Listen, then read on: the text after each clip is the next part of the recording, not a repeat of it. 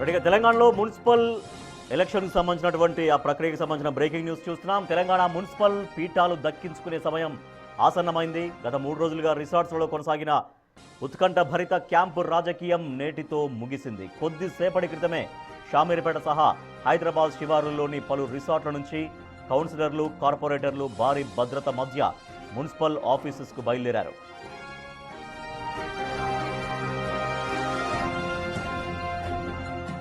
మరి కాసేపట్లో వీళ్లంతా ఆయా మున్సిపల్ కార్యాలయాలకు చేరుకోనున్నారు.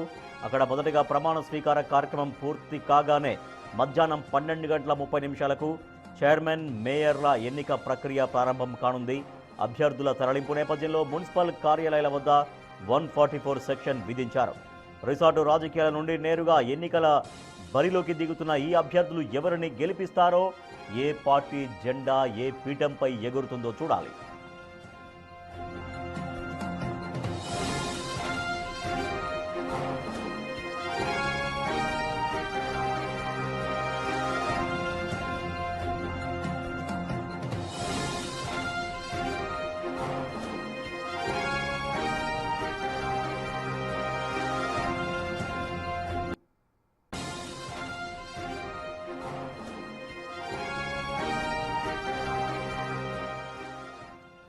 రైట్, మున్సిపల్ ఎన్నికల ప్రక్రియ ఇవాళ ఫైనల్ తుది రోజుకు చేరుకుంది. ఇవాళ బిగ్ మండేగా చెప్పొచ్చు. సో ఇప్పటికే గెలిచినటువంటి కౌన్సిలర్లను, కార్పొరేటర్లను రిసార్ట్స్లలో వాళ్ళని ఉంచారు. ఎన్నికల ప్రక్రియలో ఎట్లా పాల్గొనాలి అనే దానిపైన ఆయా రాజకీయ పార్టీలు వాళ్ళందరికీ కూడా మరొకసారి అవగాహన కల్పించాయి. అయితే మరి అక్కడ బయటికి వెళ్ళిన తర్వాత వాళ్ళు పార్టీ లైన్కు కట్టుబడి ఉంటారా, ఏం చేయబోతున్నారు, ఎవరికి ఓట్లు వేయబోతున్నారు అనేది ఉత్కంఠగా మారింది. మా ప్రతినిధి హేమ మరింత సమాచారం అందిస్తారు.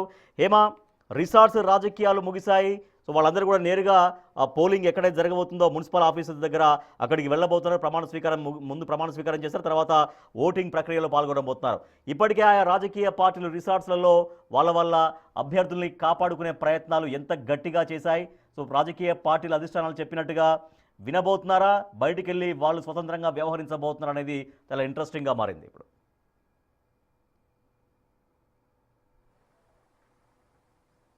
ఎస్ రాజేష్, మీరు అన్నట్టుగానే ఇది ఒక బిగ్ మండే అనే చెప్పుకోవచ్చు, ఒక బిగ్ డే అనే చెప్పుకోవచ్చు. ఎందుకంటే తెలంగాణ రాష్ట్ర రాజకీయాల్లో చాలా ఉత్కంఠ నెలకొల్పోతున్నటువంటి పరిణామం మరి కాసేపట్లో చోటు చేసుకోబోతుంది.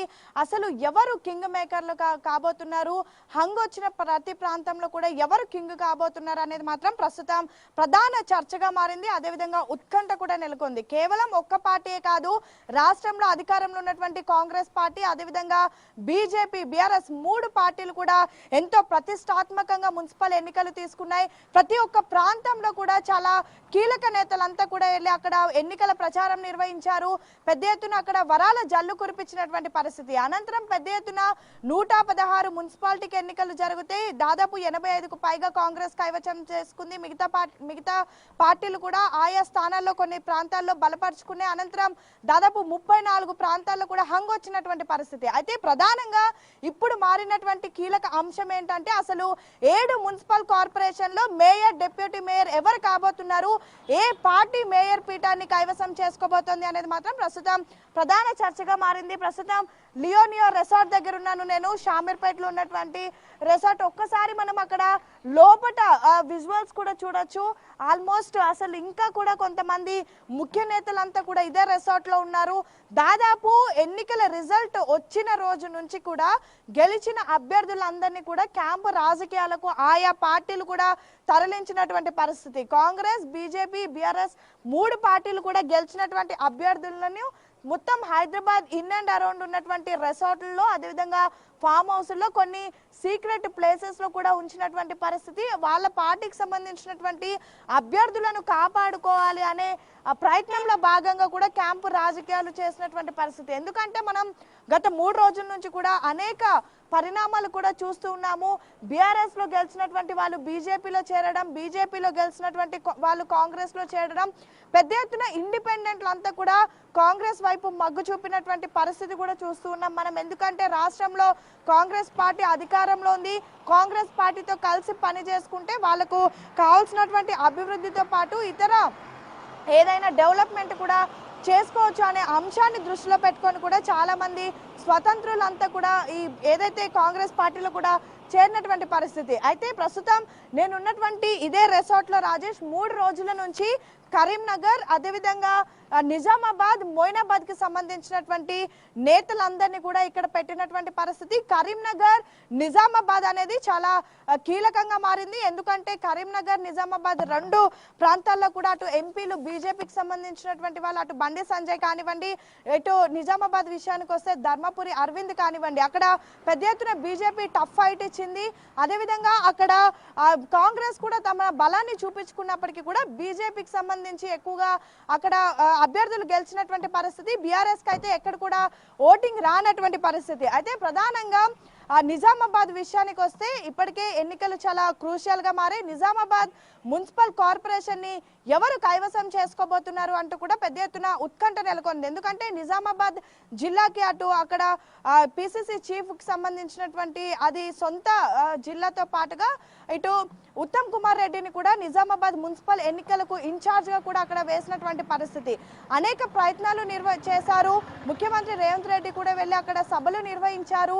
ఏసీసీ వ్యవహారాల ఇన్ఛార్జ్ మీనాక్షి నటరాజన్ వెళ్ళి అక్కడ పెద్ద ఎత్తున ప్రచారం నిర్వహించారు. కానీ అక్కడ ఉన్నటువంటి లోకల్ పీపుల్ అంతా కూడా బీజేపీకి మగ్గు చూపించారు. ధర్మపురి అరవింద్ ఎఫెక్ట్ అక్కడ ఎక్కువగా పడింది. సేమ్ టైం రీసెంట్ గా వెళ్ళి అక్కడ ఎంఐఎం కి సంబంధించినటువంటి ముఖ్య నేతలు అక్కడ ఎప్పుడైతే బహిరంగంగా కొన్ని కామెంట్ చేశారో అది కొంచెం బీజేపీకి ప్లస్ పాయింట్ అయిందంటూ కూడా కాంగ్రెస్ నేతలు చెప్తున్నారు. అయినప్పటికీ కూడా కాంగ్రెస్ పీఠం మేమే అక్కడ నిజామాబాద్ కి సంబంధించినటువంటి మేయర్ పీఠాన్ని మేమే కైవసం చేసుకుంటామని ఇండిపెండెంట్ చాలా చోట్ల గెలిచారు.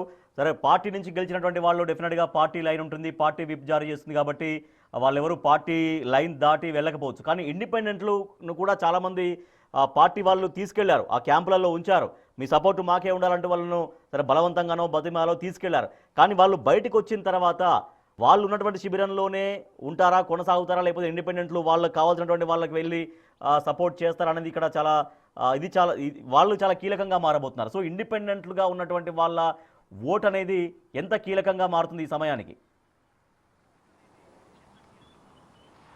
ఖచ్చితంగా మీరన్నట్టుగా ఇండిపెండెంట్ల ఓట్లు ప్రజెంట్ వాళ్ళు ఎన్నుకోబడినటువంటి దాని ప్రకారమే ప్రస్తుతం ఆ స్థానాలు ఏవైతే ఉన్నాయో మేయర్ పీఠాలను దక్కించుకునేటటువంటి అవకాశం ఎక్కువగా కనిపిస్తుంది. మీరన్నట్టుగా నిజంగా ఆయా పార్టీకి సంబంధించినటువంటి వాళ్ళు ఆయా పార్టీ లైన్ దాటకుండా వాళ్ళ అధిష్టానం చెప్పినటువంటి వాళ్ళకే, వాళ్ళు ఎన్నుకున్నటువంటి వాళ్ళకే ఓటు వేస్తారు. కానీ ఇండిపెండెంట్లు ప్రస్తుతం కీలక పాత్ర పోషించబోతున్నారు.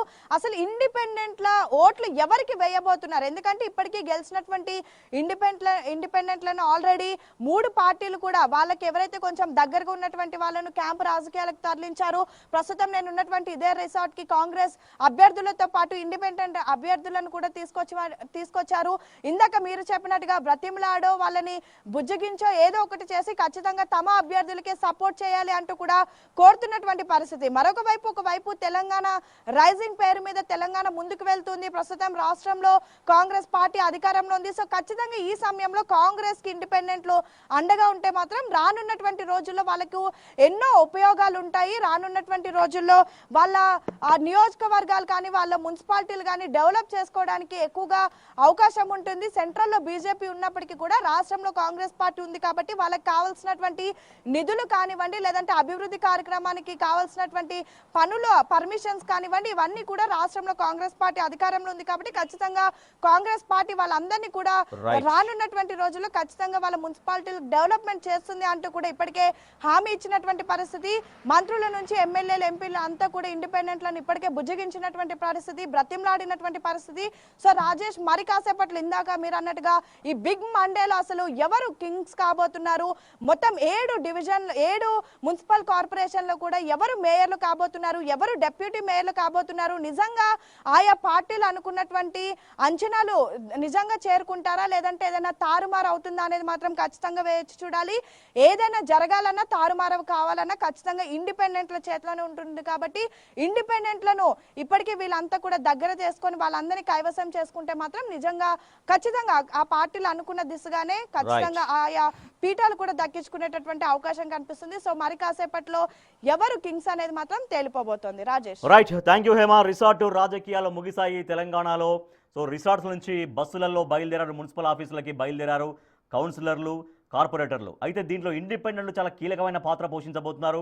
సో రిసార్ట్స్లో కొంతమంది ఇండిపెండెంట్లు కొన్ని రాజకీయ శిబిరాల్లో ఉన్నప్పటికీ కూడా వాళ్ళు బయటకు వచ్చిన తర్వాత ఆ రాజకీయ శిబిరంతో అంటే ఆ రాజకీయ పార్టీకి సపోర్ట్ చేస్తారా, లేదంటే వాళ్ళు బయటకు వచ్చిన తర్వాత ప్లేట్ మారుస్తారా? అంటే వాళ్ళు మీకు సపోర్ట్ చేస్తామని చెప్పినటువంటి వాళ్ళు వాళ్ళకే సపోర్ట్ చేస్తారా, లేదంటే బయటకు వచ్చినాక వేరే వాళ్ళకు సపోర్ట్ చేస్తారా అనేది ఇంట్రెస్టింగ్గా మారింది. ఇక్కడ ఇండిపెండెంట్స్ చాలా కీలకంగా వ్యవహరించబోతున్నారు మేయర్, చైర్మన్ల ఎన్నికలో. కొద్దిసేపట్లో, ఒక గంట సేపట్లో ప్రమాణ స్వీకార కార్యక్రమాలు స్టార్ట్ అవుతాయి. తర్వాత మధ్యాహ్నం 12:30 సమయంలో ఇక అసలు ఘట్టం మొదలవుతుంది చైర్మన్, మేయర్ల ఎన్నికకు సంబంధించి.